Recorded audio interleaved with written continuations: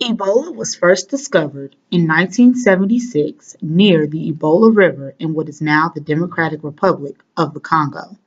That's about 40 years ago, and since then, the disease has popped up across Africa and spread across the globe.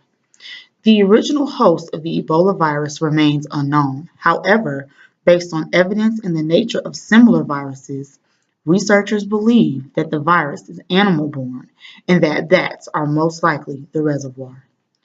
Four of the five virus strains occur in animal hosts native to Africa.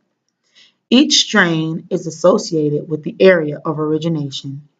The first strain is the Zaire strain, which is considered to be the most life-threatening to humans. The second strain is the Bundibugyo strain, discovered in 2007. The third strain is the Sudan type, discovered in Sudan. All three of these strains cause large outbreaks of hemorrhagic fever in Africa. Fourth strain is the Ivory Coast Ebola strain, discovered as a solitary case in 1994 after a researcher was studying wild chimpanzees. The fifth strain is the Reston Ebola, named after Reston, Virginia, after it was found as a version of Ebola residing in monkeys imported from the Philippines. How do you catch Ebola, you might ask? People may catch Ebola through direct contact, through broken skin or mucous membranes in the eyes, nose, or mouth, with blood or body fluids, including but not limited to urine, spit, sweat, feces, vomit, breast milk, and semen of a person who is sick with, currently, or has died from Ebola. Other ways you can catch Ebola are from objects like needles and syringes that have been contaminated with body fluids from a person who is sick with Ebola or the body of a person who has died from Ebola. Infected fruit bats or primates like apes and monkeys, or contact with semen from a man who has recovered from Ebola, for example, by having oral, vaginal, or anal sex. Symptoms of Ebola include sudden onset fever, weakness, muscle pain, headaches, a sore throat, a rash, red eyes, hiccups, chest pains, difficulty breathing and swallowing, vomiting, diarrhea, impaired kidney and liver function, and sometimes internal and external bleeding. Ebola can be definitively confirmed by a few different laboratory tests. Within a few days after symptoms begin, antigen capture enzyme-linked immunoabsorbent assay, also known as ELISA testing, IgM ELISA testing, polymerase chain reaction, also known as PCR, and virus isolation tests can be used for diagnosis. Later in disease course or after recovery, you would use IgM and IgG antibodies tests. Retrospectively in diseased patients, immunohistochemistry testing, PCR, and virus isolation tests are used. Ebola is a filovirus, a type of virus made from a tiny string of proteins that coat a single strand of genetic material. Particles of the virus live in an infected person's blood, saliva, mucus, sweat, and vomit.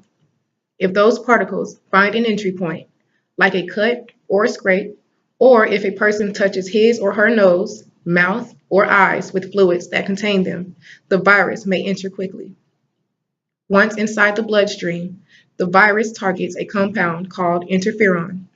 Interferon alerts the rest of the immune system to the presence of a foreign invader. Normally, interferon would deliver its warning message straight to the cell's command center. However, the virus hijacks the delivery process, preventing the immune system from organizing a coordinated attack by attaching a bulky protein to the messenger. This protein is called Ebola virus glycoprotein, and it attaches to the cells on the inside of the blood vessels.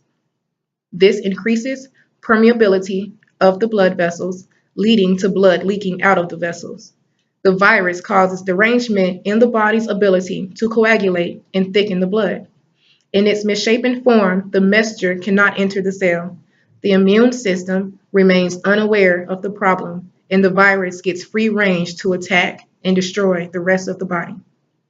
It blocks the signaling to cells called neutrophils, which are white blood cells that are in charge of raising the alarm for the immune system to come and attack. In fact, Ebola will infect immune cells and travel in those cells to other parts of the body, including the liver, kidney, spleen, and the brain. And that is when Ebola goes on its replication rampage. Once the virus starts to grow, few things can stop it. The virus starts infecting organs, killing the cells inside and causing them to burst. All of their viral content pours into the blood. By this time, the immune system begins responding to the crisis in turbo mode, but it's far too late. Rather than destroying the virus, our defenses simply rip our own bodies to shreds from the inside out. On March 21st, 2014, the Guinea Ministry of Health reported the outbreak of an illness characterized by fever, severe diarrhea, vomiting, and a high case fatality rate of 59% among 49 people. Specimens from 15 of 20 persons tested at the Institute of Pasteur in Lyon, France, were positive for an Ebola virus by polymerase chain reaction. The viral sequencing identified Ebola virus, the species Zaire, as one of the 5 viruses in the genus Ebola virus as the cause. Cases of Ebola virus were initially reported in 3 southeastern districts of Guinea and in the capital city of Conakry. By March 30th, cases had been reported in the Foya district in neighboring Liberia, and in May, the first cases identified in Sierra Leone were reported. As of June 18th, the outbreak was the largest outbreak ever documented, with a combined total of 528 cases, including those of laboratory confirmed, probable, and suspected cases, in 337 days, a 64% case fatality rate reported in the 3 countries. The largest previous outbreak occurred in Uganda in the years 2000 and 2001, when 425 cases were reported with 224 deaths, a case fatality rate of only 53%. The current outbreak also represents the first outbreak of Ebola virus in the West and marks the first time that Ebola virus transmission has been reported in a capital city. 55 to 60% of women make up the overall death toll of Ebola, with the reported 75% of victims in Liberia being women, according to the foreign policy. The reason behind this is that in Africa, women are more likely to be caregivers, therefore subjecting themselves more to the exposure of the virus before it is detected to be what it is. The first case of Ebola that reached the U.S. soil was of Thomas Eric Duncan, who contracted the disease while in Liberia before traveling back to the United States. He landed back in the U.S. on September 19th, but didn't start showing symptoms of the virus until 5 days later on September 24th. He died October 8th, 2014, from complications of Ebola.